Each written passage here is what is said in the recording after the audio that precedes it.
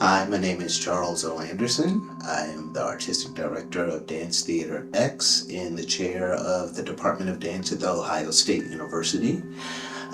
Prior to beginning rehearsals here, I had been thinking a great deal about counter narrative, which is essentially the stories that occur at the same time as the narrative we're usually told. So in this case, thinking a great deal about the American narrative and the counter narrative being that of the Black and Indigenous experience in this country. Before I began rehearsals here on August 5th, 2023, we all witnessed on the news what was called a brawl that occurred in Montgomery, Alabama.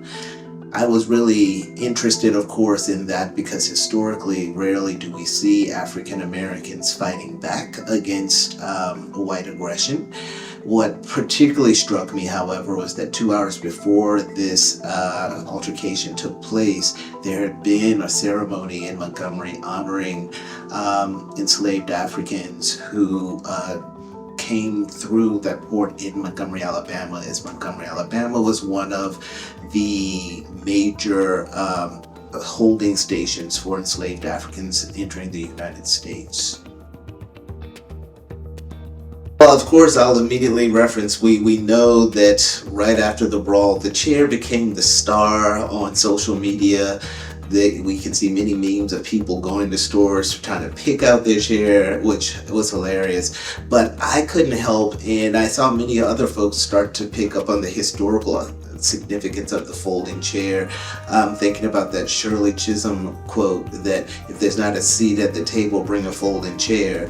And so the irony and also just the poetic beauty of seeing this chair finally not be used, and this is not in any way an attack or a negation of the nonviolent movement of the civil rights era of the 60s, but to see the chair being used in a way that actually felt like justice, I couldn't resist bringing it into this work. Then to also speak to one of the symbolic heroes of that moment on August 5th just felt too rich and potent not to bring into this work while trying to avoid cliche, but understand that that moment in time is connected to a deep, deep history of multiple generations. So finally the chair gets its due, if you will. We all know that race is a fiction, and so blackness is a condition. And in this country, white people are, like it or not, they are implicated in blackness because Africanist culture is foundational to the American identity. Fast forwarding into thinking about that within the civil rights context, while it rightfully so, we lift up and highlight the Black voices and bodies that were at the front lines, we also know that throughout the long civil rights movement, there have always been white people who actually are on the right side of history, and rightfully so take a back seat because it's not their plight, but it is their spirits that are at stake. What we saw in Montgomery, if you look at the video closely, there was actually a couple of white people who were not the antagonists, but trying to step in and pushed quickly out of the way in the melee.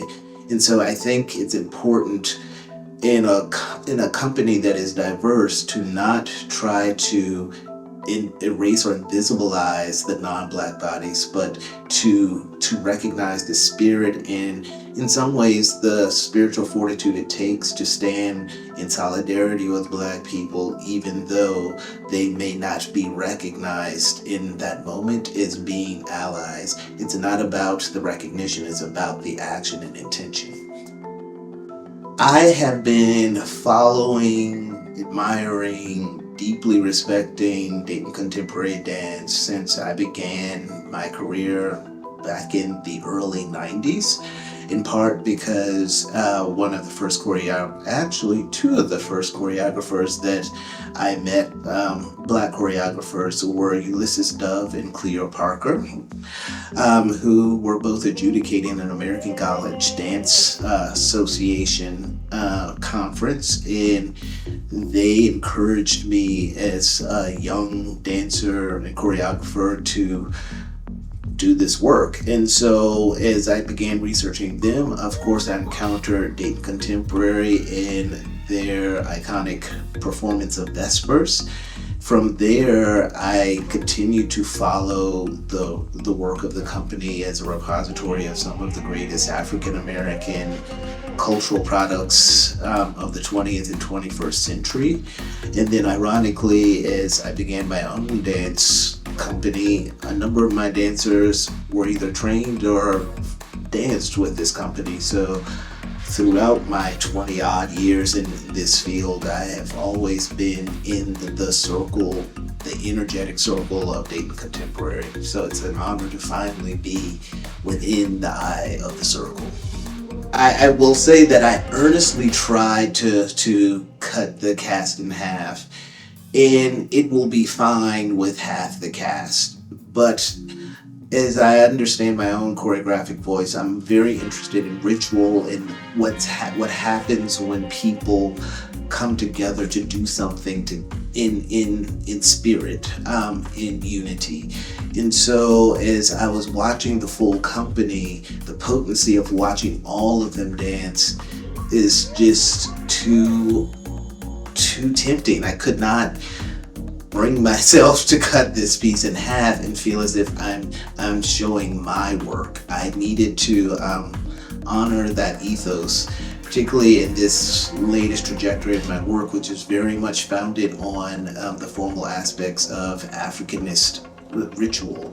So as we started to work and I could see what happened when multiple bodies were moving in unison, that felt more true to the ethos of the Montgomery moment than to try to create a narrative that waters down the potency of what we see in those videos of when we see people come together around something. That to me is what the work is about, rather than trying to report the actual details of the event.